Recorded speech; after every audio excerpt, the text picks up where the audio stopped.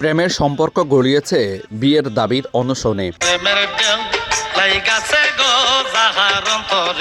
প্রেমিকের বাড়িতে এসে টানা 2 দিন ধরে অবস্থান করছেন ফেনীর এক তরুণী।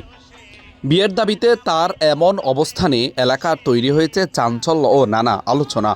সোমবার লক্ষ্মীপুরের রামগঞ্জ উপজেলার 5 নং চণ্ডীপুর ইউনিয়নের 5 নং ওয়ার্ডের উদ্য পাটোয়ারি বাড়িতে এ ঘটনা ঘটে।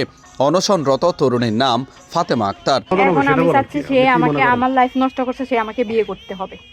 তার সর্বশেষ হলো আপনার আনসার হলো আপনাকে সে বিয়ে করতে হবে। তিনি ফেনী থেকে এসে প্রেমিক ইমন হোসেনের বাড়িতে অবস্থান করছেন বলে জানা গেছে। ফাতেমা আক্তারের দাবি, ইমন হোসেন তাকে বিয়ের আশ্বাস দিয়ে প্রেমের সম্পর্কে জড়ান। এক পর্যায়ে তাদের মধ্যে ঘনিষ্ঠ সম্পর্ক তৈরি হয়। তবে বর্তমানে ইমন তাকে বিয়ে করতে অস্বীকৃতি জানাচ্ছেন বলে অভিযোগ করেন তিনি।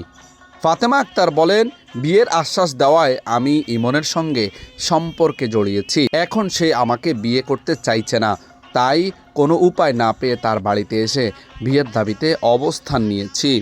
ফাতেমা আক্তার বলেন, বর্তমানে ইমনের পরিবারের সবাই ঘরে তালা দিয়ে পালিয়ে গেছে, তারা কেউ বাড়িতে নেই। গত 2 দিন ধরে আমি এই বাড়ির সামনে অবস্থান করছি এবং বিয়ের দাবিতে অনশন করে যাচ্ছি, কিন্তু এখন পর্যন্ত ইমন বা তার পরিবারের কেউ আমার সঙ্গে যোগাযোগ করেনি। আমি ইমনের সাথে বিয়ে করা ব্যতীত এখান থেকে যাব না। 2 দিন ধরে প্রেমিকের বাড়িতে তরুণীর অবস্থানের খবর ছড়িয়ে পড়লে স্থানীয়দের মধ্যে কৌতূহল সৃষ্টি হয়। বিষয়টি নিয়ে এলাকায় চলছে নানা আলোচনা ও চাঞ্চল্যকর পরিস্থিতি। এ ঘটনায় উভয় পক্ষের বক্তব্য ও প্রকৃত ঘটনা জানার চেষ্টা চলছে। এত কিছু করে রোজার মধ্যে আমাকে কথা দেয় বিয়ে করবে, আমাকে মার দুধের কসম, এই সেই কোরআনের কসম, রোজা মুখে রেখে কসম, দেশে আসলে আমাকে বিয়ে করবে। তারপরে হয়েছে এই রোজার মধ্যে যখন ফ্লাইট বন্ধ হয়ে গেছে যুদ্ধের কারণে, আবার আমি বলতেছি আমার তো বিয়ের পর ঠিক হয়ে গেছে, আমার বাহিরে বিয়ে হয়ে যাবে, এখন তোমার তো আসতে কখন আসো না আসো এটার কোনো শুনেন ঠিক নেই। যখন আমি বলছি কখন আসবেন বলে তুমি আমার জন্য আর একটু ওয়েট করো, আমি প্রয়োজনে কাতার দিয়ে আসবো না, আমি সৌদি আরব হয়ে আসবো 5-6 লাখ টাকা খরচ করে, তবু আমি তোমাকে চাচ্ছি।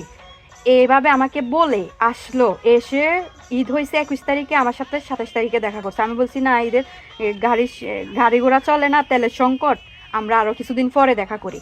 তাও সে আমার সাথে দেখা করতে যাবে 27 তারিখে, আমাকে অনেক চাপ দিচ্ছে। ফ্যামিলি নিয়ে নাই, ভাগনাকে নিয়ে দেখা করতে গেছে, গিয়ে ওইখান থেকে চলে আসে। আর হয়েছে সর্বশেষ কিভাবে সমাধান হবে, তার নাম্বার ব্লক করে দিয়েছে।